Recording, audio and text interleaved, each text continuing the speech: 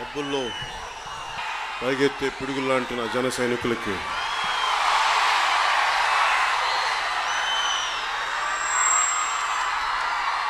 ఉత్సాహం ఉరకలేసే ఆడపడుచులకి వీర మహిళలకి మొదట తిలకం దిద్ది హారతులు ఇచ్చి నా అక్క చెల్లెళ్ళకి నా తల్లులకి టీవీలో వీక్షిస్తున్న పెద్దలకి ఆడపడుచులకి అందరికీ ప్రతి ఒక్కరికి పేరు పేరున నా హృదయపూర్వక నమస్కారం. పిఠాపురం రావడం సాక్షాత్తు దత్తాత్రేయులు పుట్టిన ఊరిది, శ్రీపాద శ్రీవల్లభుడు పుట్టిన ఊరిది. ఆ ఊరికి రావటం నేను చేసుకున్న అదృష్టం. ఇంత ఘన స్వాగతం పలకటం, ఇంత ప్రేమనివ్వడం, మీ అందరికీ ఈ ప్రేమకి చేతులెత్తి రెండు చేతులెత్తి మీకు మనస్ఫూర్తిగా మీకు నమస్కరిస్తాను. వారాహి విజయయాత్ర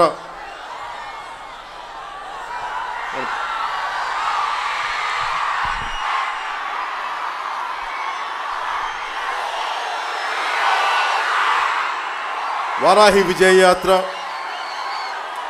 గత 12న సంకల్పించి 2 రోజులు యాగం చేశాం. ఆ యాగం తాలూకు ముఖ్య ఉద్దేశం ధర్మ పరిరక్షణ, ప్రజాభివృద్ధి, పరివర్తన. ఈ 3 అంశాల మీద ఉద్దేశించి ఈరోజు నేను ఎందుకు వచ్చాను ఈ వారాహి విజయ యాత్రకి. ఒక దశాబ్దం కాలం మీరు చూస్తుండగానే 2014లో మీరందరూ చాలామంది ఇక్కడ 14 ఏళ్ళు 12 ఏళ్ళు ఉన్న పిల్లలు అయ్యుండొచ్చు.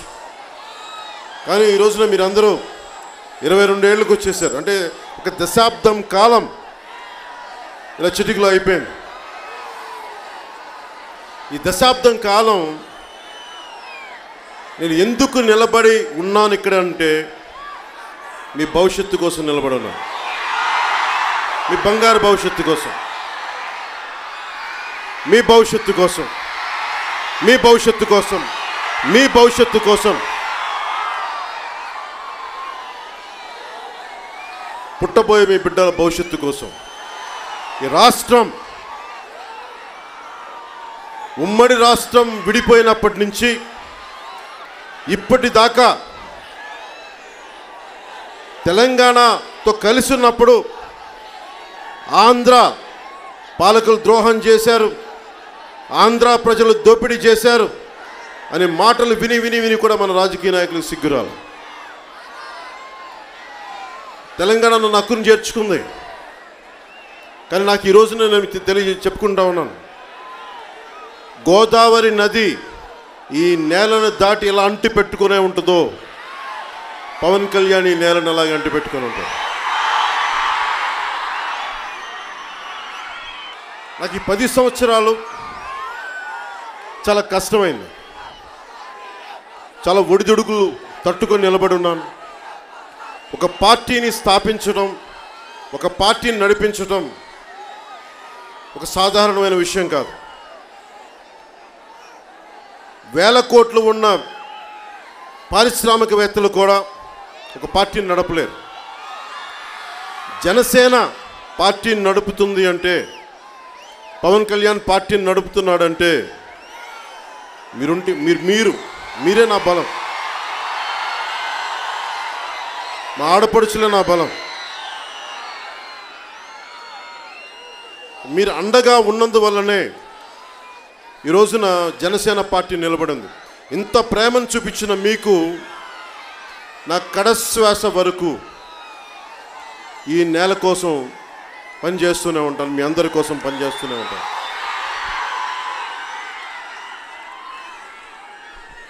మనకు కావాల్సింది ఒక వయసు వచ్చాక తల్లిదండ్రులు చూసుకున్న తర్వాత మన తల్లిదండ్రులకి మన అండగా నిలబడాలి, ఉపాధి అవకాశాలు రావాలి, చక్కగా చదువుకోవాలి, ఉపాధి అవకాశాలు రావాలి, అభివృద్ధి కావాలి. ఇంతమంది యువత ఉన్నారు ఇక్కడ. ఈ రోజున నేను ఈ రాష్ట్ర ముఖ్యమంత్రిలాగా అన్నీ తీసేస్తాం, చేసేస్తాం, పొడి చేస్తామని చెప్పట్లా. ఒళ్ళు వంచి పనిచేస్తాం,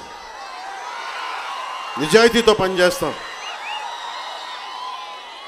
నిస్వార్థంగా పనిచేస్తాం. దీంట్లో భాగంగా జనసేన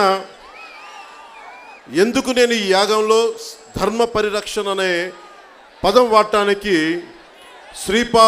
శ్రీవల్లభుడు పుట్టిన ఊరిలో చెప్పడం నాకు నిజంగా చాలా గర్వంగా ఉంది.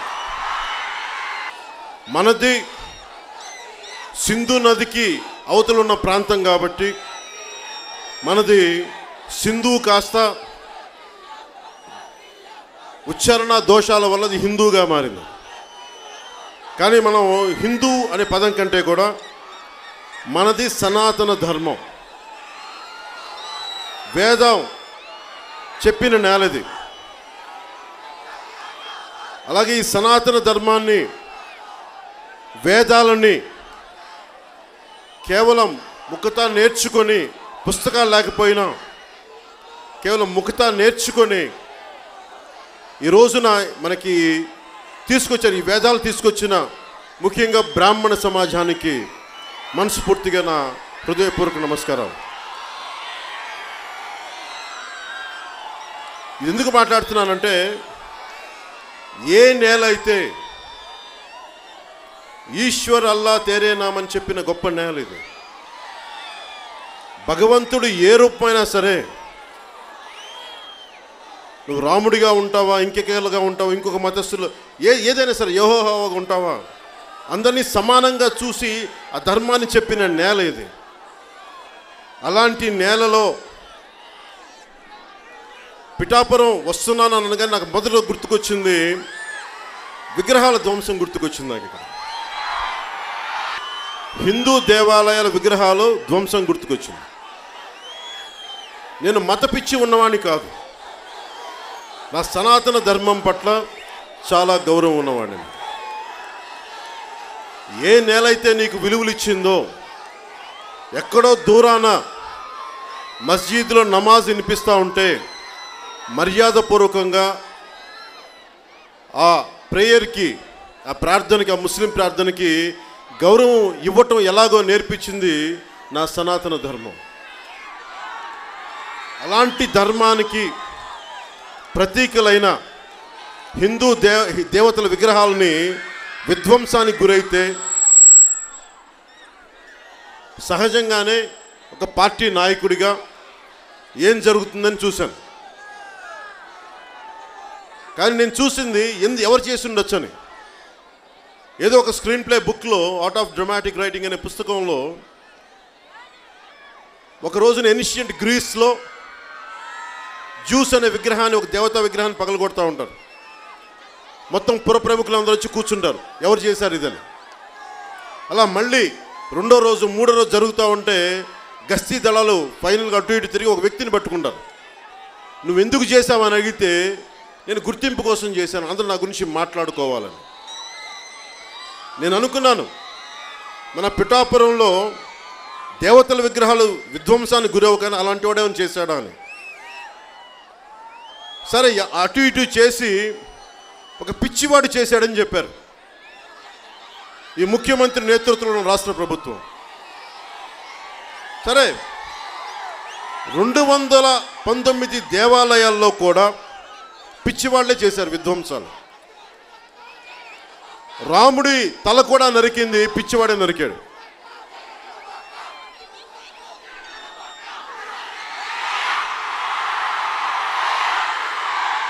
అతన్ని తిట్టించాలన్న ఉద్దేశం కాదు.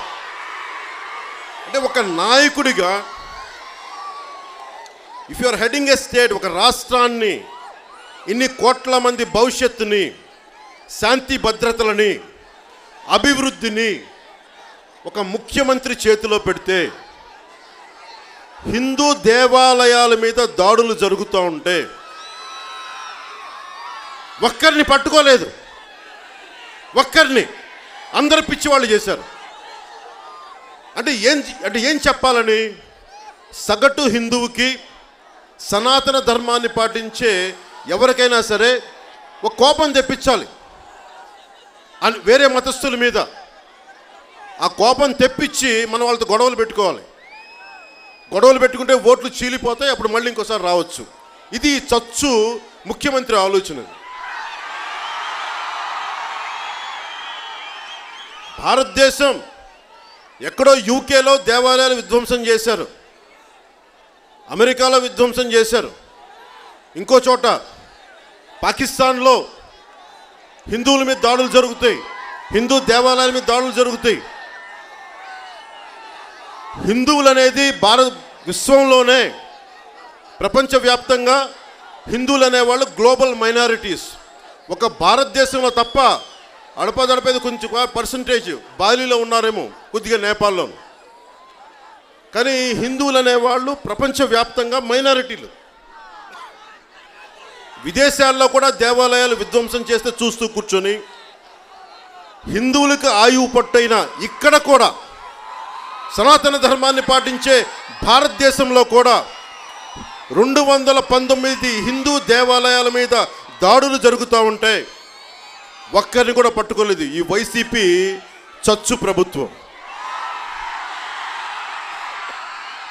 నా భయం ఏంటంటే, సనాతన ధర్మాన్ని పాటించే ప్రతి ఒక్కరికి వేరే మతాల మీద కోపం రావాలి. వాళ్ళు చేసి ఉండొచ్చని అనుమాన బీజాలు పెట్టాలి మనలో. ఇది లా అండ్ ఆర్డర్ ఇష్యూ. ఇది పోలీసులు ఏం చేయలేరు.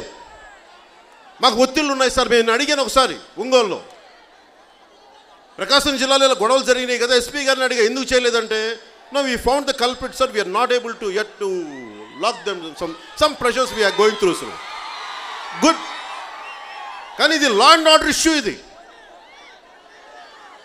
అంటే ఓకే, మనం భగవంతుణ్ణి రకరకాలుగా విశ్వసిస్తాం. Maybe I'm a Christian, maybe I'm a Muslim, maybe I'm a Sanatani. కానీ నువ్వు ఇలా అడ్డగోలుగా తప్పులు చేసుకుంటూ వెళ్ళిపోతే, ఒకటే నేలలో ఉండి దారిలో వస్తున్న చర్చిని చూశాను. 1905లో కట్టిన చర్చి అనుకుంటాను దారిలో. నాకేం, నేను సనాతని హిందువు, నేను గర్వంగా చెప్పగలను. కానీ ఇదే నేను బెత్లెహేమ్ వెళ్తే అక్కడ జీసస్ పుట్టిన ప్రాంతానికి వెళ్ళి నేను మోకరిల్లాను. నేను ఆ గౌరవం నాకు తెలుసు, నాకు అదే ఎలా ఇవ్వాలో. కానీ ఈ తప్పుడు ఈ వైసీపీ ప్రభుత్వం విచ్చలవిడిగా గొడవలు పెట్టాలనే ప్రయత్నం, యువత కొట్టేసుకోవాలి, తిట్టేసుకోవాలి. నేను ఒకటే ప్రాధాన్యత ఇస్తున్నాను, జనసేన ప్రభుత్వం వస్తే మొట్టమొదటిగా బిగించేది లా అండ్ ఆర్డర్ పరిస్థితి. పిచ్చి కూతలు కానీ పిచ్చి వేషాలు కానీ, ఎందుకంటే లా అండ్ ఆర్డర్ కరెక్ట్గా ఉంటే అన్నీ సవ్యంగా ఉంటాయి. అడ్డగోలుగా వచ్చి మన కాకినాడ ఎమ్మెల్యేలాగా అడ్డగోలుగా వచ్చి రోజుకి 2 కోట్ల మట్టి తోలుకెళ్ళరు. 2 రోజులుగా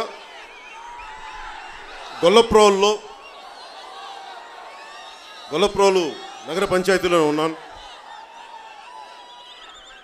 అక్కడే ఉండి జనవాణి కార్యక్రమం ఒకటి ప్రారంభించాం. చాలామంది పుర ప్రముఖులను కలుసుకున్నాను. మీ అందరినీ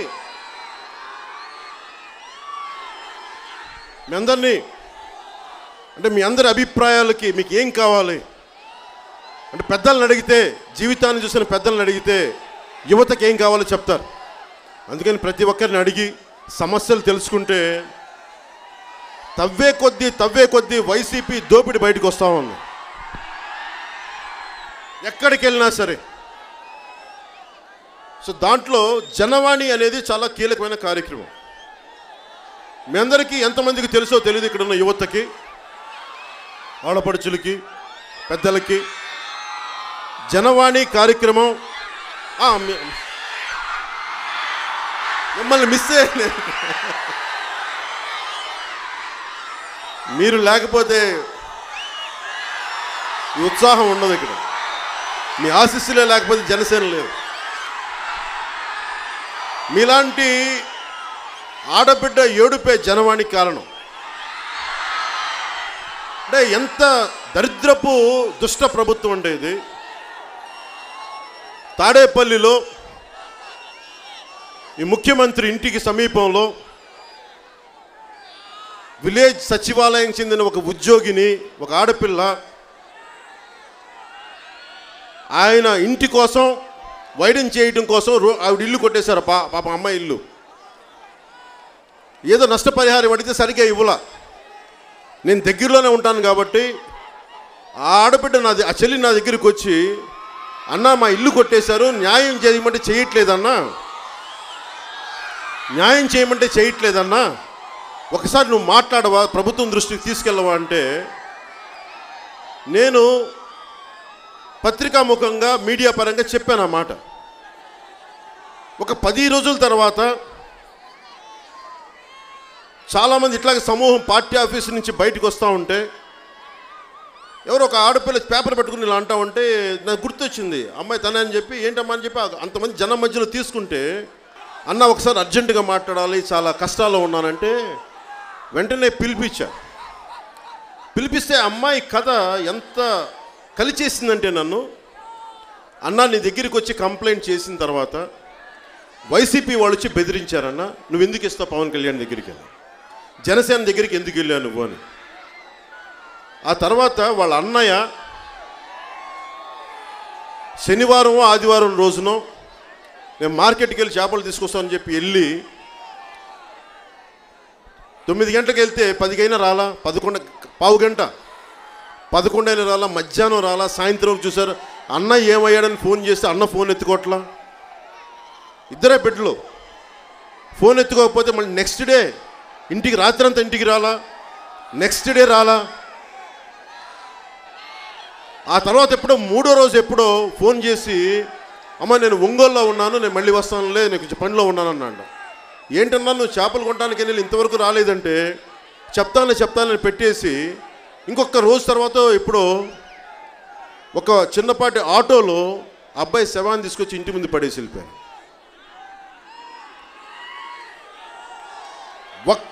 ఒక్క పోలీస్ వ్యవస్థ, ఒక పోలీస్ అధికారి మాట్లాడాలి దాని గురించి. ఒక చిన్నపాటి సంఘటన ఇది. ఈ రోజున ఇది ఒక్కసారి జరిగిన సంఘటన కాదు, ఇది క్రిమినల్స్కి అడ్డా అయిపోయింది ఆంధ్రప్రదేశ్. మీరు వైజాగ్లో చూశారు, ఎంపీ కొడుకుని భార్యని కిడ్నాప్ చేసి ఏం చేశారో చూశారు మీరు. వీళ్ళు క్రిమినల్స్ని వెనకేసుకొస్తారు, గంజాయి అడ్డగోలుగా తీసుకొచ్చేసి మొత్తం తాగిపించేస్తారు యువత చేత. పాడేరు నుంచి, ఇక్కడి నుంచి మత్తులో ఓపియం రెవల్యూషన్, ఒక తిరుగుబాటు వచ్చింది చైనాలో. బ్రిటిష్ వాళ్ళు చైనా వాళ్ళకి ఓపియం మత్తు మందు కలిపి చురుకుదనం లేకుండా, ఎదురు తిరిగే తత్వం లేకుండా మత్తు మందు అలవాటు చేస్తే దానికి తిరుగుబాటే వచ్చింది. ఈ రోజున ఆంధ్రప్రదేశ్ మత్తుల్లో తూగుతూ ఉంది వైసీపీ ప్రభుత్వం వల్ల. మీరు 2024 ఎప్పుడు ఎన్నికలు అప్పుడు వస్తే అధికారం జనసేనకే మీరు ఇవ్వండి, అండగా నిలబడండి. నేను సంపూర్ణంగా ఈరోజు చెప్తున్నాను, శ్రీపాద శ్రీవల్లభుడు సాక్షిగా చెప్తున్నాను. శక్తిపీఠాల్లో ఒక శక్తిపీఠం అమ్మవారి సాక్షిగా చెప్తా ఉన్నాను, నేను ఆంధ్ర నేలని విడిచి వెళ్ళను, ఇక్కడే ఉంటాను. ఏ గూండాగాడో, ఏ రౌడీగాడో, ఎవడైనా సరే తాట తీసి కాళ్ళు కీళ్ళు ఇరక్కొట్టి ఆంధ్రప్రదేశ్ని సురక్ష ఆంధ్రప్రదేశ్గా చేయకపోతే రేపు మన జనసేన కాదు, మనం అంత బలంగా చేసుకుందాం రాష్ట్రాన్ని. నాకు నిజంగా ఆడబిడ్డల క్షేమం నాకు చాలా ముఖ్యం. గొల్లప్రోల్లో ఒక ఆడపడుచు నా దగ్గరికి వచ్చి, అన్న మేము పెరిగేటప్పుడు బాగానే ఉండేది, ఈ రోజున మేము కాకినాడ నుంచి చిన్నపాటికి బిడ్డను పంపించాలంటే, ఆడబిడ్డను పంపించాలంటే భయం వేస్తుందన్న. మాకు మన ఇంట్లో ఆడబిడ్డను బయటికి పంపిస్తే క్షేమంగా తిరిగి రావాలని కోరుకుంటే భయపడతామా మనం? దీనికి మనం ఏం చేయాలి? మీరు వైసీపీ అనే దుష్ట ప్రభుత్వాన్ని కనుక ఇంకొకసారి రాణిస్తే ఎవరిని బతకనివ్వరు.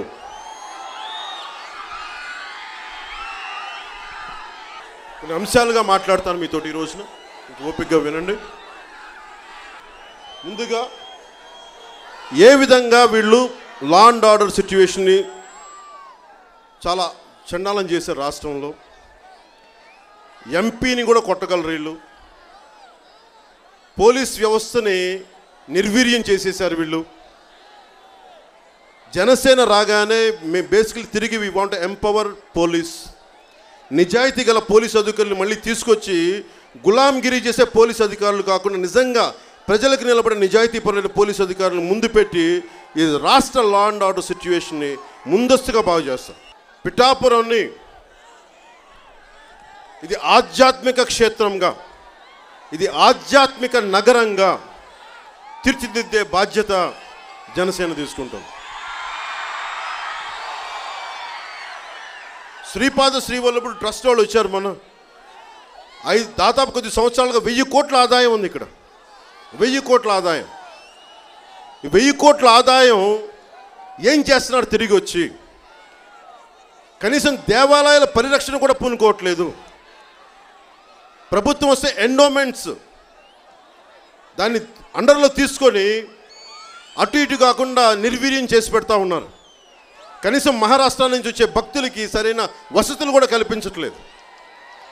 అందుకని నేను ఇన్ని శక్తిపీఠం ఉంది, కుక్కుటేశ్వర ఆలయం ఉంది, ఇక్కడ అమ్మవారి క్షేత్రం ఉంది, అలాగే దక్షిణ కాశీ అని చెప్పి మన గయ ఉంది, పాదగయ ఉంది, ఇన్ని పుణ్యక్షేత్రాలు ఉన్నాయి ఇక్కడ. అందుకనే దీన్ని ఒక ఆధ్యాత్మిక రాజధానిగా పిఠాపురం యువతకి, పిఠాపురం ఆడపడుచులకి, పిఠాపురం చెల్లెళ్ళకి ఉద్యోగ అవకాశాలు చాలా బలంగా ఉండాలి. అలాగే ఒక్కొక్క మాట చెప్పాలంటే హిందూ దేవాలయాల మీద ఈ వైసీపీ ప్రభుత్వం కన్నేసింది. ఉదాహరణకి శ్రీవాణి ట్రస్ట్ అని ఒకటి పెట్టారు తిరుమలలో. దానికి బిల్లు ఉండదు. మీరు 10,000 ఇస్తే దాంట్లో 300కో 200కో బిల్లు వస్తాయి. మిగతా 9,000 పైచీలకి ఎటు వెళ్తుందో తెలియట్లేదు. తిరుపతిని కూడా అడ్డగోలుగా దోచేస్తూ ఉన్నారు వీళ్ళు. వైసీపీ దోపిడీదారులు చెప్తా ఉన్నా, 7 కొండల వెంకటేశ్వరుడితో మీరు ఆటలాడుకుంటున్నారు. నామరూపాలు లేకుండా పోతారు ఒక్కొక్కడు. 219 ఆలయాలు విధ్వంసాలు జరిగితే నువ్వు ఒక్కరిని కూడా పట్టుకోలేదు సీఎం. ఎక్కడికైనా సరే ఇది మెట్ట ప్రాంతం. ఇది దాదాపు 25,000 ఎకరాలు. మేము ఒక్కొక్కరితో మాట్లాడుతూ ఉంటే 25,000 ఎకరాలు క్యాచ్మెంట్ ఏరియా ఉన్న ఏలేరు రిజర్వాయర్కి సంబంధించి 24 టీఎంసీల నీళ్లు, అంత కెపాసిటీ ఉంది ఇక్కడ. ఈ రోజు వరకు ఇంతమంది ముఖ్యమంత్రులు వచ్చారు. ఈయన కూడా 100 కోట్లు కాదు 300 కోట్లు ఇస్తానని చెప్పి ఈరోజు దాకా మళ్ళీ రివర్స్ టెండరింగ్ అనే పేరు మీద మళ్ళీ దాన్ని కూడా ఆఫ్ చేశాడు. పూడికలు తీయకపోయినా దానికి డ్రైనేజ్ పొలాల్లో పంపిన నీళ్లు మళ్ళీ సరఫరా చేసే కాలువలోనే మళ్ళీ పంపిస్తే ప్యారలల్గా ఇంకో కాలువ కట్టకపోతే మురుగునీరు అయిపోయేది. ఎక్కడికక్కడ గొల్లప్రోల్లో ఉండే గ్రామాలన్నింటిలోకి అవి తిరిగి మురుగునీరు వచ్చేసి చెరువుల్లోకి వచ్చేసి తాగునీరు కూడా కలుషితం అయిపోతా ఉంది. ఎక్కడైతే మనకి చిన్న చిన్న లోతట్టు ప్రాంతాలు ఉన్నాయో అక్కడ కూడా నీళ్ళు అయిపోయి పిల్లలు కూడా గొల్లప్రోలు నగర పంచాయతీలు శివారు ఉండే పిల్లలు పాపం ఆ కాలనీల పిల్లలు కూడా స్కూల్ డ్రెస్ వేసుకొని వర్షాకాలంలో 4 నెలలు మురికి నీళ్ళల్లో తిరగాల్సిన పరిస్థితి ఉన్న ఎమ్మెల్యే కానీ మాట్లాడేవాళ్ళు లేడు. ఎమ్మెల్యే జనసేన రాగానే, ఎందుకంటే నాకు ఈ మధ్య నేను ఏదో వ్యవసాయం గురించి వీటి గురించి మాట్లాడుతూ ఉంటే ఈ వైసీపీ వ్యవసాయ శాఖ మంత్రి అంటే పెద్ద మనిషి ఎవరో పేరు తెలియదు, కానీ నాకు వీళ్ళ పేర్లు గుర్తుపెట్టుకోవడం చిరాకు. నాకు వీళ్ళ పేర్లు కూడా గుర్తుపెట్టుకుంటామండి. ఈరోజు మీకు అనిపించట్లా నేను ఎందుకు తెల్ల బట్టలో కాకుండా ఇలా ఎందుకు వచ్చాను మీకు ఎప్పుడు అనిపించిందా? మీకు సందేహం రాలేదా? మీకు మొన్న అన్నవరం సత్యనారాయణ స్వామి గుడికి వెళ్తే ఎవరు నా చెప్పులు కొట్టేశారు, 2 చెప్పులు కొట్టేశారు.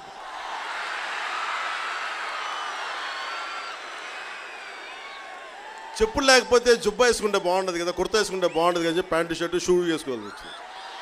నా 2 చెప్పులు, నాకు ఇష్టమైన నా 2 చెప్పుల్ని ఎవరో దొంగిలించారబ్బా, ఎప్తే ఎవడో తెలియట్లేదు. మీకైనా కనిపిస్తే పట్టుకోండి, నా చెప్పులు నాకు ఇప్పించండి ప్లీజ్.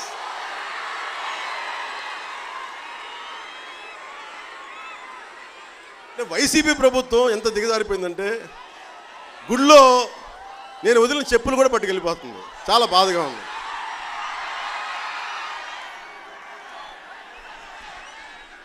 ఇప్పుడు డబ్బులు ఇందాక ఆ వ్యవసాయ శాఖ మంత్రి అంటాడు, నీకు ఎన్ని రకాల ధాన్యాలు ఉన్నాయో తెలియదు, నీకేం తెలుసు వ్యవసాయం గురించి అంటాడు. అరే పుట్టగానే మనకు అన్నీ తెలిసిపోతాయి. పుట్టగానే 40 ఏళ్ళలో పుడతామా మనం? ఈ వైసీపీలు పెద్ద వీళ్ళు ముదురులాగా వీళ్ళు పుట్టగానే చాలా గడ్డాలు పెంచేసుకుని అమ్మ ఏంటమ్మో చెప్పమ్మా, yes I know everything about it. వాళ్ళు వెళ్ళవా ఏం మాడతాను, ఏదో వింటున్నాం కదా, మీ దగ్గర డబ్బులు ఉన్నాయి కదా, గుండాలు ఉన్నాయి కదా అని చెప్పి నోటికి వచ్చిందల్లా మాట్లాడుతుంటే కామ్గా చూస్తూ కూర్చుంటాం మేము. నేను ఒక్క నిర్ణయించుకున్నానబ్బా, నా ఆంధ్ర నేల కోసం నేను నిలబడే ఉంటా. ఎలాంటి గుండాగాళ్ళైనా సరే, వైసీపీ ప్రభుత్వం గుండాలకి నిలయం. అది ఒక్కొక్క వైసీపీ గుండాగాడికి కానీ క్రిమినల్ గాడికి కానీ మీకు చొక్క బట్టలు ఊడదీసి రోడ్ల మీద కొట్టిస్తాను. ఒక్కొక్క గుండాగాడికి చెప్తున్నా, శ్రీపాద శ్రీవల్లభుడి సాక్షిగా చెప్తున్నాను, బట్టలు ఊడదీసి కొట్టిస్తాను ఒక్కొక్క వైసీపీ గుండాగాడిని. నాకు క్రిమినల్స్ అంటే చిరాకు. నాకు క్రిమినలైజేషన్ ఆఫ్ పాలిటిక్స్, నేర చరిత్రలో రాజకీయాలకు వచ్చి వీడా మనల్ని పాలించేది, ఈ సన్నాసుల మనల్ని పాలించేది, ఈ దరిద్రుల మనల్ని పాలించేది, గుండాగాళ్ళు, రౌడీలు, హంతకులు. సిగ్గుండాలి మనకి ఇలాంటి నేర చరిత్రల చేత పాలింపబడటానికి. నేను పోరాటం చేస్తా, తెగిస్తా. సినిమాల్లో నేనేమి పిచ్చి నేను కూర్చోబెట్టి సినిమా మాటలు మాట్లాడట్లా, నేను నిజ జీవితంలో చేసేదే మాట్లాడతాను. నేను సినిమా పరంగా నేను తక్కువ చేస్తాను. మీరు రియల్ లైఫ్లో గొడవలు పెట్టుకోమని నాకు చాలా ఇష్టం. నాకు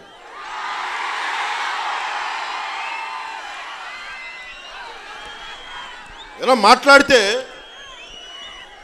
మాట్లాడితే ముఖ్యమంత్రి బటన్ నొక్కాను డబ్బులు ఇచ్చాను, బటన్ నొక్కాను డబ్బులు ఇచ్చాను అంట.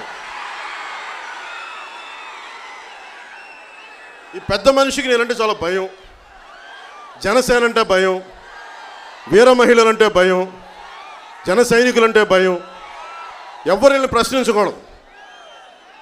ఎవరో ఇంకా ముఖ్యమంత్రి ఎక్కడో మన తుని దగ్గర ఎక్కడో ఒక మంత్రి ఉన్నాడంట, ఆయన అనుచరుడు ఎవరో కబ్జా పెడితే ఒక ఆడబిడ్డ ప్రశ్నించినందుకు దివ్యాంగురాలు ఆడబిడ్డ కూడా అమ్మాయి మీద మానసికంగా లేదని చెప్పి కాకినాడ హాస్పిటల్లో పెట్టారు.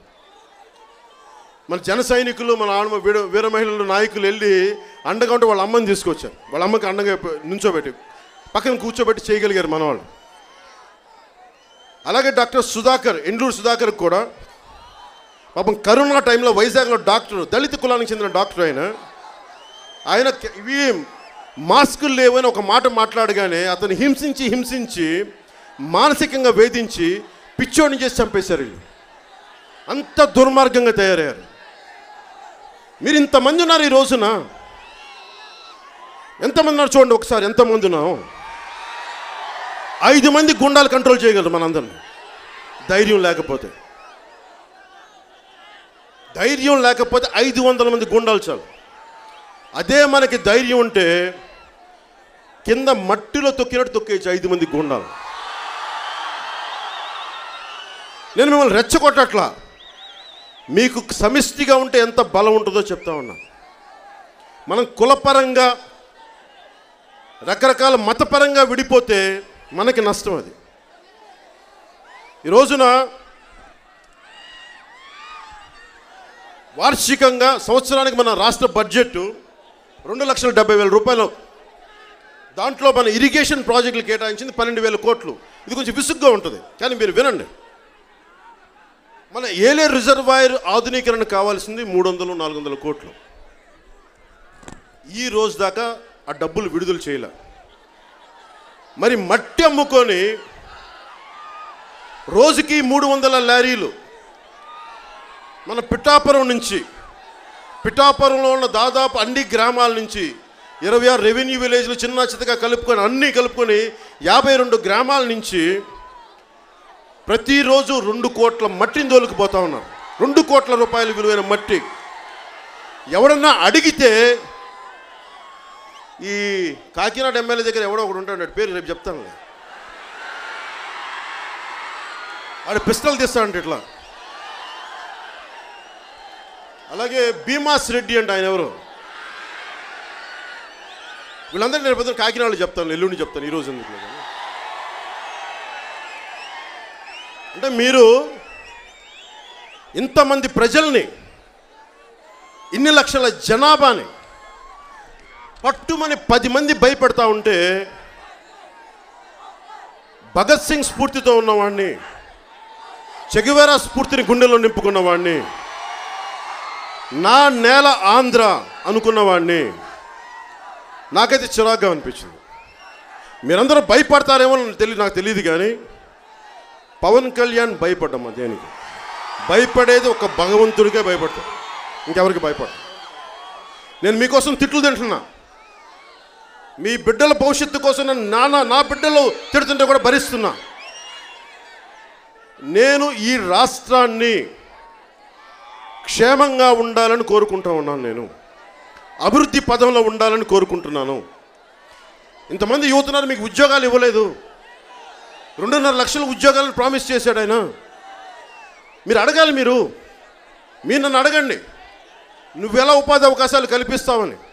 నేను చెప్తాను. ఈ రోజున నా దగ్గర షణ్ముఖ వ్యూహం అనే ఒక పదం ఒకటి చెప్పాను మీకు.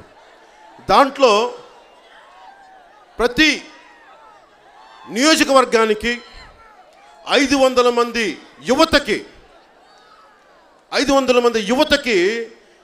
10 లక్షల రూపాయల చొప్పున వాళ్ళు ఏదైనా ఎంటర్ప్రెన్యూర్, ఏదైనా బిజినెస్ పెట్టుకుంటానంటే ఆర్థిక సహాయం చేయాలి. నేను చేయదలుచుకున్నాను. దాన్ని అది ఎలా సాధ్యపడదో చెప్తాను. మీరు అడ్డగోలుగా రోజుకి 300 లారీలు మట్టి దోచేసే ఎదవలను కనుక కాళ్ళు కీళ్ళు ఎరగొట్టి జైల్లో కూర్చోబెడితే వచ్చే డబ్బుని మీకు పంచడానికి ఎంతసేపు పడుతుంది మీరు చెప్పండి.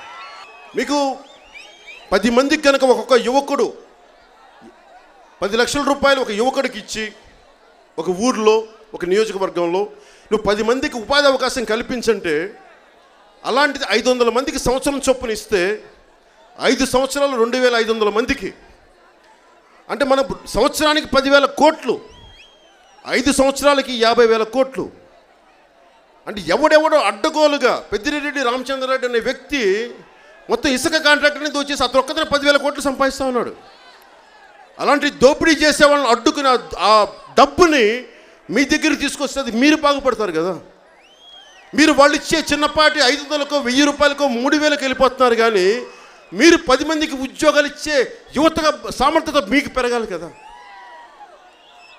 మొన్న సభలో చెప్పాను, నా బిడ్డలకు నేను చేసుకుంటా, మీకెవరు చేస్తారు? నేను చేస్తాను దాన్ని. నాకు నిజంగా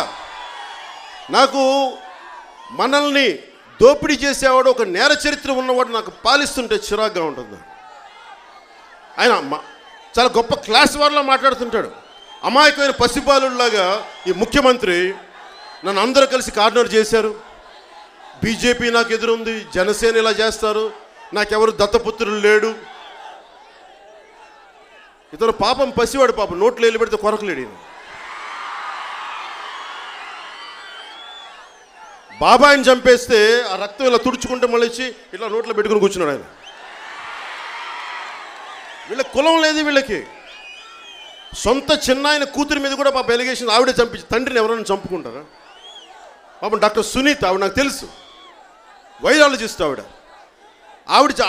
ఆయన భర్త చంపేశాడని చెప్పి వాళ్ళ మీద ఎలిగేషన్స్ అన్నీ, సిబిఐ రిపోర్ట్ కూడా ఇంక్లూడింగ్ వీళ్ళ వైపు చూపిస్తూ ఉంటే వీళ్ళు వాళ్ళ వైపు చూపిస్తూ ఉన్నారు. మీరందరూ ఇలాంటి వాళ్ళని కనుక, మీరు క్రిమినల్స్ని కనుక మీరు ఎన్నుకుంటే, ప్లీజ్ లిసన్ టు మీ, జాగ్రత్తగా వినండి. మీరు క్రిమినల్స్ని కనుక ఎన్నుకుంటే తప్పు మీదవుద్ది. మీరు నేర చరిత్ర ఉన్న వాళ్ళని ఎత్తుక్కొని నెత్తి మీద పెట్టుకుంటే వాడు ఏం చేస్తాడు? సహజ కూడా ఏం చేస్తాడు? పొడుస్తాడు, చంపుతాడు, తుపాకీలు తీస్తారు. నేను బతికున్నంత వరకు నేర చరిత్ర ఉన్నవాడు ఆంధ్రప్రదేశ్ గద్దె మీద ఎక్కటానికి వీలే లేదు. అలా జరగకుండా మేము చూసుకుంటాం.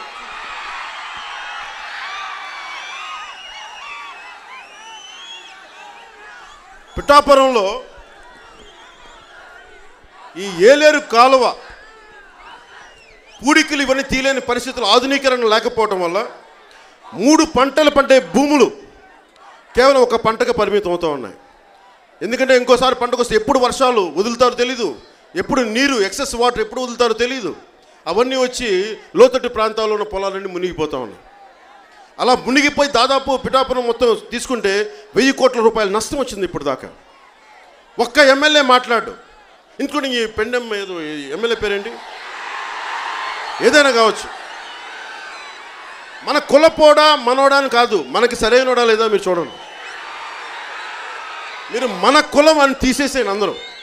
ఆంధ్రప్రదేశ్ బాగుపడాలంటే మన కులపోడు కాదు, మనకి సరైనోడా కాదు, అది మీరు నిర్ణయించుకొని తీరాలి.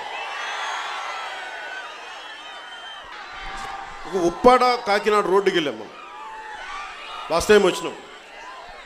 మనం చెప్తా ఉన్నారు జనవాణిలో, అన్న లాస్ట్ టైం ఉప్పెన సినిమా ఎక్కడే తీశారు? ఆ ఉప్పెన సినిమా తీసిన ఇల్లు, సినిమాలో ఉన్న ఇల్లు ఇప్పుడు లేదన్నా అని చెప్తున్నారు. అంత కోసేస్తుంది సముద్రం అని. మత్స్యకారులందరికీ కూడా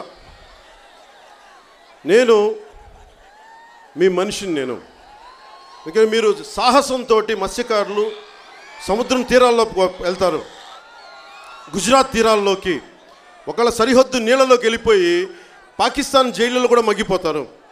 అలాంటి కేసు నా దగ్గరికి కూడా వస్తే ఫారిన్ అఫైర్స్ మినిస్టర్ మురళీధరన్ కూడా ఒకసారి ఇంటిమేట్ చేయాల్సి వచ్చింది. నేను నాకున్న కనెక్షన్స్ని అధికారం లేకుండా, ఒక్క పదవి లేకుండా ఇన్ని సమస్యల మీద నిలబడతా ఉన్నాం. మొన్నటికి మొన్న సిల్క్ రైతుల కోసం నేను వెళ్తున్నానంటే గొల్లప్రోల్లో మండలంలో వాళ్ళందరూ ఏం చెప్తారంటే, నువ్వు పవన్ కళ్యాణ్ జనసేన సభకి వెళ్ళకండి, మీకు 7 కోట్లు బకాయిలు కదా, 3 కోట్లు వెంటనే వేసేస్తాం. అంటే మన అధికారంలో లేకపోతేనే, ప్రజాబలం ఉంటేనే ఇంత ప్రభుత్వం గడగడలాడుతుంది. కనీసం పోయిన ఎన్నికల్లో నన్ను కనీసం ఒక ఎమ్మెల్యేగా కనుక గెలిపించుంటే చాలా ఆపుండేవాడు.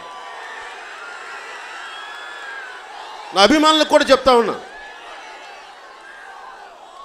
నేను ఏమీ డిగ్రీలు చేయలేకపోయి ఉండొచ్చు, నేను చదువుకోలేదని చెప్తాను, డిగ్రీలు చదువుకోలేదన్న మాటే, కానీ రోజుకి నేను కనీసం 5 నుంచి 8 గంటలు చదువుతూనే ఉంటాను. నేను పబ్లిక్ పాలసీ మీద అవగాహన తెచ్చుకుంటూనే ఉంటాను, మేధావులతో మాట్లాడుతుంటూనే ఉంటాను. నాకెవడు స్పీచ్లు రాయరు, ఆ మేధోమథనం నేనే చేస్తా, చాలామందితో మాట్లాడతా, క్షేత్రస్థాయిలో తిరుగుతా, సమస్యని అర్థం చేసుకుంటా, ఆకలింపు చేసుకుంటా.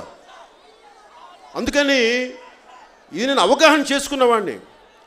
నేను ఈ రోజున మిమ్మల్ని ఫస్ట్ టైం అడుగుతున్నాను, ఇన్ని సంవత్సరాల్లో 10 సంవత్సరాలు అడుగుతున్నా. నేను ముఖ్యమంత్రి కావడానికి సిద్ధంగా ఉన్నాను, సంసిద్ధంగా ఉన్నాను, నేను సిద్ధంగా ఉన్నాను. ఇంత గుండె దమ్ముగా నేను 2019లో కూడా చెప్పలేదు, నాకు తెలుసు ఆ సంగతి. ఎందుకంటే నాకు త్యాగం చేయడానికి సిద్ధంగా ఉన్నాను, నా దగ్గర అంత సత్తా ఉందా లేదా నాకు నేనే ఒక సెల్ఫ్ డౌట్ నాకు. ఈరోజు నేను చెప్తున్నాను, సంపూర్ణంగా మీరు నాకు అధికారం ఇవ్వగలిగితే, ముఖ్యమంత్రి సాక్షాత్తు శ్రీపాద శ్రీవల్లభుడు సాక్షిగా చెప్తున్నాను, ముఖ్యమంత్రి స్థానం కనుక మీరు ఇస్తే ఆంధ్రప్రదేశ్ని అత్యంత ఉన్నత నెంబర్ 1 రాష్ట్రంగా దేశంలోనే తీర్చిదిద్దుతాను.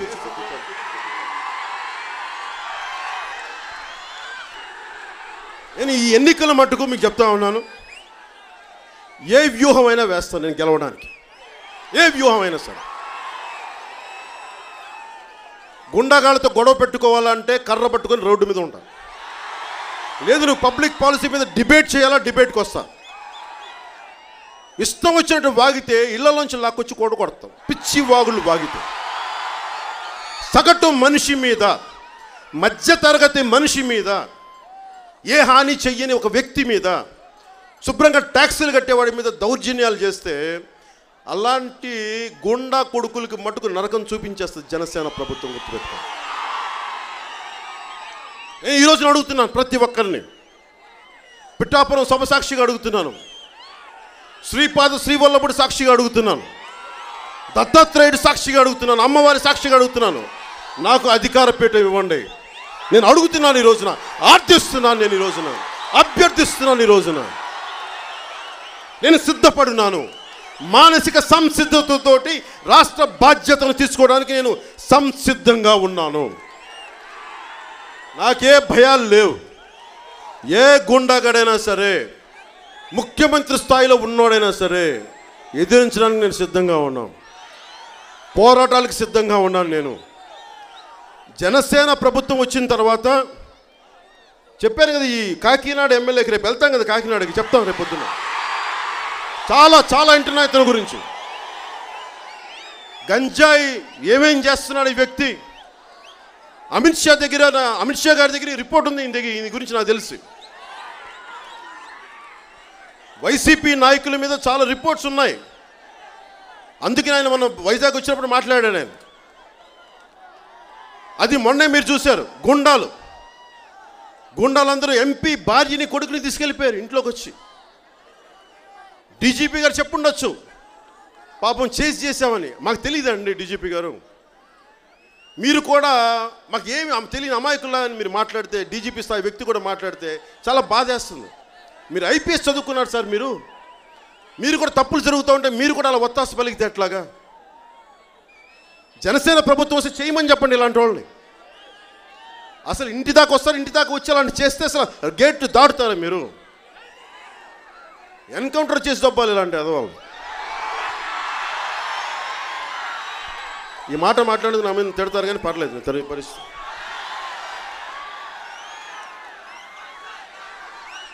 మీరు అప్పులు తెచ్చి అభివృద్ధి అంటే ఎట్లా? ట్యాక్సులు పెంచి అభివృద్ధి అంటే ఎట్లా? ఒక ఇల్లు ఉంటే 90 రూపాయలు చెత్త ట్యాక్స్ అంట, ఒక చిన్నపాటి వ్యాపారం ఉంటేనేమో 150 రూపాయలు ట్యాక్స్ అంట. మరి నీకు ఏం చేయాలి? నీకు లారీలు సంబంధించి వేరే రాష్ట్రాలు ఎక్కడ లేదు. 60% పైన రోడ్ ట్యాక్స్, గ్రీన్ ట్యాక్స్, రకరకాల మొత్తం లారీలకి అన్నింటికి సంబంధించి ఎక్సెస్ ట్యాక్స్, బిల్డింగ్లకి అనుమతులు అని చెప్పి ఒక్కసారిగా 40% నుంచి 70% దాకా వెళ్ళిపోయినాయి ట్యాక్సులు. అధిక భారం కదా ట్యాక్సులు. ఉపాధి అవకాశాలు రావు, పరిశ్రమలు రావు, ఎవరిని చేసుకొని ఇవ్వవు, ఉన్న వనరులని తవ్వుకెళ్ళిపోతారు. మీరు ఏదైనా అంటే బెదిరిస్తారు. ఇలాంటి ఎదవలు నడుపుతున్న ప్రభుత్వానికి ఏం చేయగలం మనం ఎదురు తిరగక తప్పదు. జనసేన మాట్లాడే వరకు ఒక్కరికి ధైర్యం లేదు ఈ వైసీపీ గుండా ప్రభుత్వాన్ని ఎదిరించడానికి. ఈ ఎదవలకేం తెలుసు? ఇబ్బందిగా ఉంటుంది. నేను ఎదవలనే మాట్లాడదు. మీరు అన్ని బూతులు తిట్టారు, మీరు గుర్తుపెట్టుకోండి. ఇంకా నేను తక్కువ తిడుతున్నాను మిమ్మల్ని. గుళ్ళో చెప్పులు ఎత్తుకెళ్ళిపోయే సన్నాసులు వీళ్ళు కూడా మన గురించి మాట్లాడతారు.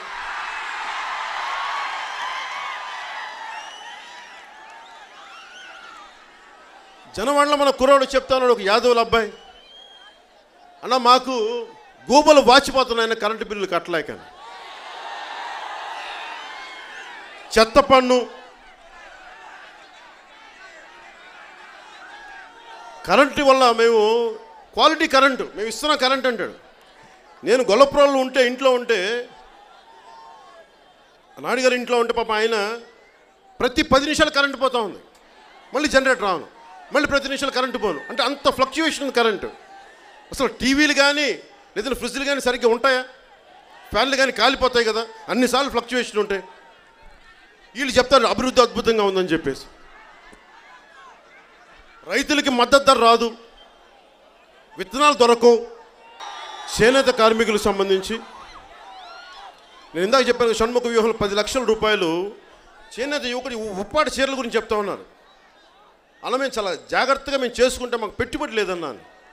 అలాంటి యువకుడికి కనుక అబ్బాయి అన్నాడు, చేనేత మనకి కిలాలు చెందిన యువకుడు దేవాంగులు అనుకుంటా, నేను ఐటీ ఉద్యోగం చేసుకుంటానన్నా, కానీ నేను ఇక్కడికి వచ్చేసాను. దేనికి వచ్చేసామంటే నా ఉపాధి అన్నది, మా కుల వృత్తి అన్నది నేను కాపాడుకోవడానికి, నేను 10 మంది మా కుటుంబానికి అండగా ఉండడానికి, నేను నా చేనేత కుటుంబానికి అండగా ఉండడానికి నేను అందరి కోసం వచ్చేసానన్నాను. అలాంటి కుర్రాడికి కనుక ఒక 10 లక్షలు ఆర్థిక సహాయం జనసేన ప్రభుత్వం చేయగలిగితే భవిష్యత్తులో అతను ఎంత క్వాలిటీ బతకగలడు, 10 మందికి అవకాశం ఇవ్వగలడు, ఉపాధి అవకాశాలు. అందుకని నేను చెప్తున్నాను, 10 లక్షల రూపాయలు ప్రతి 500 మంది యువకులకు కనుక ఇస్తే 500 మంది యువకులు 10 యువతకి, యువత నా ఉద్దేశం యువతకి అందులో ప్రతి ఒక్కరు 10 మంది చొప్పున వారికి ఉద్యోగ అవకాశాలు కల్పిస్తే, ఎంప్లాయ్మెంట్ కల్పించగలిగితే 5,000 మంది, మీరు కూర్చోండి, 5,000 మందికి ఎంప్లాయ్మెంట్ దొరుకుతుంది సంవత్సరానికి. 5 సంవత్సరాల్లో 25,000 మందికి, కొంచెం అటు ఇటు అయినా కానీ కనీసం 10,000 మందికి వారి స్వయం శక్తి మీద ఆధారపడగలరు. ఇది 175 నియోజకవర్గాల గురించి ఆలోచించండి. యువతలో ఇంత శక్తి ఉంది, ఇంత సమర్థత ఉంది. ఆ శక్తిని వెలికి తీసే బాధ్యత నేను తీసుకుంటాను. ఏ రోజును కూడా ఇన్ని సంవత్సరాల్లో 2 దశాబ్దాల్లో నేను ఎప్పుడు ఫ్యాన్ క్లబ్ పెట్టలా, పవన్ కళ్యాణ్ ఫ్యాన్ క్లబ్ నేను ఎప్పుడు పెట్టలా. ఒక్క అడ్వర్టైజ్మెంట్ నేను చేయలే. నేను గొంతెత్తితే, నేను సమూహాన్ని సేకరిస్తే అది సమాజానికి ఉపయోగపడాలి, లేదంటే నేను మాట్లాడితే నా చేనేత సోదరులకు ఉపయోగపడాలని చెప్పి నేను చేనేత కళాకారులు బ్రాండ్ అంబాసిడర్గా ఉన్నాను తప్ప ఇంక దేనికి నేను బ్రాండ్ అంబాసిడర్గా లేను. ఒకసారి చేస్తే ఇంక నేను జీవితం చేయకూడదని నిర్ణయించుకున్నాను. ఇది ఎందుకు చెప్తున్నానంటే, నేను ఫ్యాన్ క్లబ్ పెట్టలా. నా తోటి సినిమా నటులంటే అందరికీ నాకు గౌరవం, ఇష్టం ఉంటుంది. వాళ్ళ సినిమాలు నేను బాగా చూస్తాను. సినిమా వేరు, రాజకీయం వేరు. మీరందరూ రకరకాల హీరోలను అభిమానించండి, ఇష్టపడండి, కానీ రాష్ట్ర ప్రయోజనాల దగ్గరికి వచ్చేటప్పటికి అందరూ ఏకకంఠంతో, ముక్తకంఠంతో ఒకేసారి రాష్ట్ర ప్రయోజనాలనే మీరు ఆలోచించండి. నాకు ఇష్టం, రామ్ చరణ్ ఇష్టం, జూనియర్ ఎన్టీఆర్ గారు ఇష్టం, ప్రభాస్ గారు ఇష్టం, చిరంజీవి గారు ఇష్టం, అందరి హీరోలను చూస్తాను నేను, నాకు ఆనందం. నా ఒక్కడి వల్ల సినిమా చిత్ర పరిశ్రమ ఆడుద్దా? ఒక సినిమా చేస్తే నేను 500 మంది నుంచి 600 మందికి ఎంప్లాయ్మెంట్ ఇస్తాను. ఈ కాకినాడ ఎమ్మెల్యే ఎంతమందికి ఎంప్లాయ్మెంట్ ఇస్తాడు? దోపిడీ తప్ప.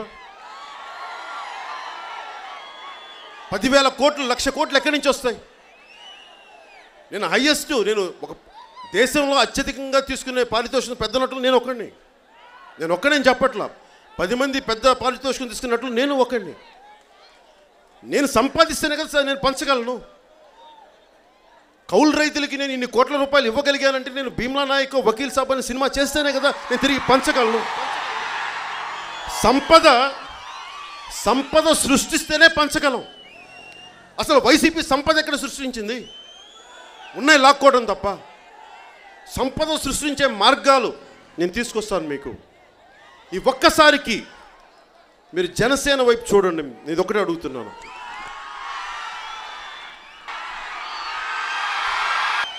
పిఠాపురం ఇది ఆఖరిది కాదు. నేను చెప్పాను కదా, గోదావరి నది ఎలా దాటదో నేను ఈ నేలను దాటి వెళ్ళను, ఇక్కడే ఉంది. రాజమండ్రిలో కూడా ఎందుకు ఆఫీస్ పెట్టానంటే, గోదావరి జిల్లాలు మేల్కొంటే ఆంధ్రప్రదేశ్ మారిపోద్ది. తెలంగాణ నాయకులందరూ కూడా మీకు గోదావరి జిల్లాలు ఉన్నాయి, మీకు పచ్చదనం ఉంది, కాలువలు ఉన్నాయి అని చెప్పి తెలంగాణ మాకేం లేదని చెప్పి గోదావరి జిల్లాల దిష్టే తగిలింది ఆంధ్రాకి. ఈ రోజున గోదావరి జిల్లాల పరిస్థితి ఏంటంటే, నీళ్లు కలుషితం అయిపోయినాయి. ఒక్కొక్క చోట పచ్చటి నీళ్లు, రకరకాల పరిస్థితుల్లో. నాకు నిజంగా దిష్టి కొట్టేసింది గోదావరి జిల్లాలకి.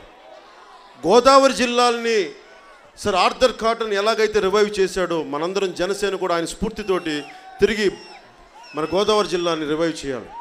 గోదావరి జిల్లాలో అన్నపూర్ణ, అన్నం పెట్టి అన్నపూర్ణ. ఈ అన్నపూర్ణను కాపాడుకుంటే ఆంధ్రప్రదేశ్ అభివృద్ధి దశ అద్భుతంగా ఉంటుంది. నేను కోరుకుంటుంది కూడా ఈ ఎన్నికలు, నేను మొదటిసారి కాదు ఇక్కడ రావటం, ఇక్కడే ఉంటా. మంగళగిరి నా స్థానం, గుంటూరే. నేను గుంటూరులోనే పుట్టా, గుంటూరు జిల్లాలో మంగళగిరిలోనే ఉంటా. మనకి రాజమండ్రిలో ఆఫీస్ ఉంది, అవసరమైతే పిఠాపురంలో కూడా నేను ఆఫీస్ తీసుకుంటాను.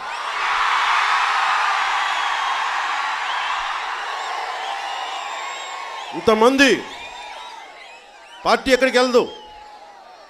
నా తదనంతరం మా ఆడపడుచులు, మా వీర మహిళలు, మా జన సైనికులు జనసేన పార్టీని నడపాలి. అంత బలమైన నాయకులను చేస్తాను. రాష్ట్రానికి కవచంలాగా ఉండాలి. కర్ణుడికి కవచాలు ఎలా ఉన్నాయో రాష్ట్రానికి జన సైనికులు, వీర మహిళలు అలాంటి బలమైన కవచం వాళ్ళు. మీరు ధైర్యంగా ఉంటే నేను చాలా సహనం పాటిస్తా, చాలా మెల్లగా మాట్లాడతా, చాలా చక్కగా మాట్లాడతా, వివరిస్తా. మాట్లాడితే నేను రెచ్చగొడితే భవిష్యత్తులో ఏం చేస్తానో వైసీపీ వాళ్ళకి చేసి చూపిస్తాను. మాట్లాడి వాగే ప్రతి ఒక్క వైసీపీ గూండాగాళ్ళకి కూడా చెప్తా ఉన్నా, ప్రతి వైసీపీ క్రిమినల్ కూడా చెప్తున్నా, మీరు చాలా బెదిరింపులు చేస్తారు సగటు మనుషుల్ని. గ్రామ సచివాలయాల్లో ఒంటరి ఆడపిల్లల్ని వేధిస్తున్నారని నాకు చాలా ఒకటే వస్తూ ఉన్నాయి వార్తలు. మీరు అలాంటివి కనుక చేయగలిగారా, అలాంటి చేశారా, వచ్చిన తర్వాత ఒక్కొక్కరికి తాట తీసుకొచ్చి కూర్చోబెడతాను. మీరు చాలా జాగ్రత్తగా ఉండండి. మీరు ఎవడు ఏ తప్పులు చేసినా సరే మీరు ఇదే గుర్తుపెట్టుకోండి, లిస్టు తీసుకోండి. ఏ ఊర్లో ఎవరెవరు ఏం తప్పులు చేశారు, ఎవరు ఇబ్బంది పెట్టారు, మీ లిస్టు తీసుకోండి, రెడీ చేయండి. ప్రతి ఊర్లో జనవాణి కార్యక్రమం పెడతాను, నాకు ఇవ్వండి. ప్రభుత్వం వచ్చిన తర్వాత పోలీస్ వ్యవస్థను పిలుద్దాం, రెవెన్యూ వ్యవస్థను పక్కన పిలుద్దాం, పారాలీగల్ వ్యవస్థను పిలుద్దాం, కూర్చోబెట్టి అక్కడికక్కడే న్యాయం చేద్దాం, ప్రజాకోర్టులు నిర్వహిద్దాం. అందుకని నేను ఇవ్వగలిగేది చాలా భద్రతతో కూడిన ప్రభుత్వం, అభివృద్ధి పదంతో కూడిన ప్రభుత్వం. నేను ఈరోజు చెప్తున్నాను, ఈసారి చాలా బలమైన పోరాటం చేస్తాను. జనసేన చాలా బలంగా చేస్తాం. నన్ను తీసుకెళ్ళి నేను సంసిద్ధంగా ఉన్నాను ఈసారి. ఎందుకంటే ఒక పోలీస్ కానిస్టేబుల్ ఉద్యోగం చేయాలంటేనే మీరు ఫిట్నెస్ టెస్టులు చేయాలి కదమ్మా, మీరు కానిస్టేబుల్ ఉద్యోగం రావాలంటే, అవునా? ఒక ఎమ్మెల్యే అవ్వాలంటే ఏం చేయగలదు, డబ్బులుంటే చాలు, దోపిడీలు చేస్తే చాలు. నాకు నేను విధించుకున్న డిసిప్లిన్ ఏంటంటే 2007 నుంచి బాగా చదువు, అధ్యయనం చేయి,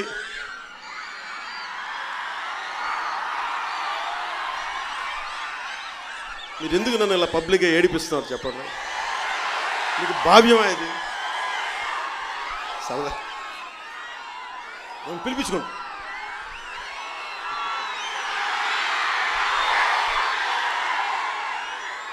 నేను 2007 నుంచి 2007లో నేను పెట్టింది కామన్ మెన్ ప్రొటెక్షన్ ఫోర్స్ పెట్టాను. రోజు అందరికీ ఆయుధం ఎందుకు తీసుకుంటారు, గన్ లైసెన్స్ ఎందుకు తీసుకుంటారు? ప్రాణ రక్షణకు తీసుకుంటారు. నా లైసెన్స్డ్ రివాల్వర్ని నేను హైదరాబాద్ జూబ్లీ హిల్స్ పోలీస్ స్టేషన్లో ఇచ్చేసాను. దాని అర్థం తెలుసా ఏంటో? నా ప్రాణానికి రక్షణ అవసరం లేదు. నేను కామన్ మెన్, సగటు మనిషి కోసం పనిచేస్తాను. అది వదిలేను. ఆ రోజు నుంచి ఈ రోజు దాకా నా భావం కానీ, నా ఆలోచన కానీ, నా మాట కానీ ఎంతసేపు సామాన్యుడి చుట్టే తిరిగి తప్ప కులాలకి మతాలకి అతీతంగా నేను నా కోసం ఎప్పుడు ఆలోచించను. ఇన్ని సంవత్సరాల తర్వాత 10 సంవత్సరాలు 2007 నుంచి తీసుకొని 2009 నుంచి తీసుకున్నా, దాదాపు 14 సంవత్సరాలు అయింది, వనవాసం అయింది. కురుక్షేత్రం చేద్దాం, రాజ్యాన్ని స్థాపిద్దాం, జనసేన ప్రభుత్వాన్ని స్థాపిద్దాం. జై హింద్.